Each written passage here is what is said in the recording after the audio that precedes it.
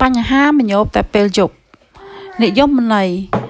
ជំងឺមញោបពេលយប់ដែលភាសាអង់គ្លេសហៅថា nocturnal myopia ឬក៏ night myopia គឺជាប្រភេទមញោបម្យ៉ាងដែលអ្នកជំងឺ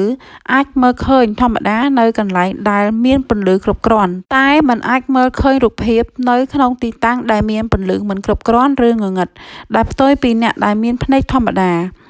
ជំងឺនេះភាគច្រើនកើតលើក្មេងជំទង់និងមនុស្សពេញវ័យអាយុក្រោម40ឆ្នាំដែលមានទម្លាប់ក្នុងការសម្លឹងមើលវត្ថុក្នុងទីងងឹតនិងរយៈពេលយូរមូលហេតុមញោបពេលយប់មិនបង្កឡើងពីដំណពូជទេតែវាកើតឡើងដោយសារលក្ខខណ្ឌនៃការងាររបស់បុគ្គលនោះផ្ទាល់ដូចជាអ្នកបើកបរឡានពេលយប់យន្តការនៃការកើតជំងឺនេះគឺដោយសារអ្នកជំងឺប្រឹងសម្លឹងទីតាំងឆ្ងាយនៅទីងងឹត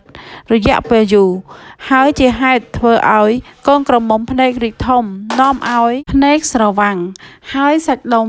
ខាងក្នុងភ្នែកទាញរូបភាពទៅជិតគំនុំរូបភាពមិនត្រូវនឹងរ៉េទីនរោគសញ្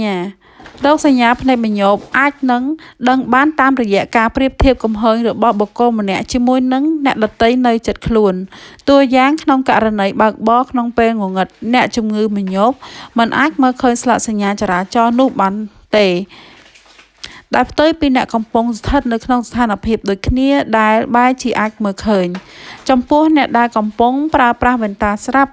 អាចដោះវ៉ែនតាហើយប្រៀបធៀបកំហើញរបស់ខ្លួននៅពេលថ្ងៃនិងពេលយប់ប្រសិនបើមានលក្ខណៈខុសគ្នានោះអ្នកអាចនឹងមានជំងឺមញោបពេលយប់បន្ថែមទៀតប្រសិនបើការងាររបស់អ្នកត្រូវធ្វើនៅទីងងឹតដូចជាអ្នកបើកបរពេលយប់នោះអ្នកត្រូវទៅជួបជាមួយនឹងគ្រូពេទ្យដើម្បីធ្វើរោគវិនិច្ឆ័យនិងធ្វើការព្យាបាលការធ្វើរោគវិនិច្ឆ័យលើជំងឺនេះគឺទាមទារដឹងពីប្រវត្តិរបស់អ្នកជំងឺលើការងារប្រចាំថ្ងៃនិងការត្អូញត្អែររបស់អ្នកជំងឺអំពីការពិបាកមើលនៅទីងងឹតវិធីសាស្ត្រសម្រាប់ពិនិត្យរោគជំងឺមញោបពេលយប់នេះគឺប្រើប្រាស់ retinoscope ដែលជាតេស្តវាស់គំហើញនៅទីងងឹតការព្យាបាលជំងឺនេះអាចបាត់ទៅវិញនៅពេលអ្នកជំងឺឈានដល់វ័យ40ឆ្នាំដោយសារតែសាច់ដុំរបស់ភ្នែកនឹងឈប់ប្រឹងខ្លាំងដូចមុនទៀតដូចនេះហើយការព្យាបាលជំងឺក្នុងអំឡុងពេលកើតមានគឺមានលក្ខណៈគ្រាន់តែអាចជួយកែសម្រួលគំហើញរបស់អ្នកជំងឺឲ្យមកធម្មតាវិញតាមរយៈការប្រើប្រាស់វ៉ែនតានៅពេលយប់ឬនៅទីកន្លែងងងឹតមួយវិញទៀតអ្នកជំងឺអាចនឹងមិនចាំបាច់ពាក់វ៉ែនតាប្រសិនបើអាចផ្លាស់ប្ដូរការងារដែលជាកត្តាប្រឈមផលវិបាកករណីកង្វះការព្យាបាលជំងឺនេះមិនបង្កជាផលប៉ះពាល់ធ្ងន់ធ្ងរណាមួយលើភ្នែករបស់អ្នកនោះទេប៉ុន្តែវាអាចបង្កឲ្យមានគ្រោះថ្នាក់ក្នុងការងារដែលធ្វើនៅទីងងឹតដោយសារតែកំហើញរបស់អ្នកជំងឺមិនអាចមើលឃើញច្បាស់មាតាបិតាទាំងអស់គួរនាំកូនមកពិនិត្យភ្នែកមុនពេលចូលរៀន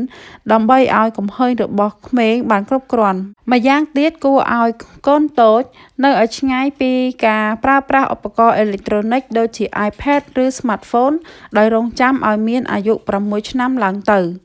អត្ថបទនេះបកស្រាយដោយវេជ្ជបណ្ឌិត Sally Thierrett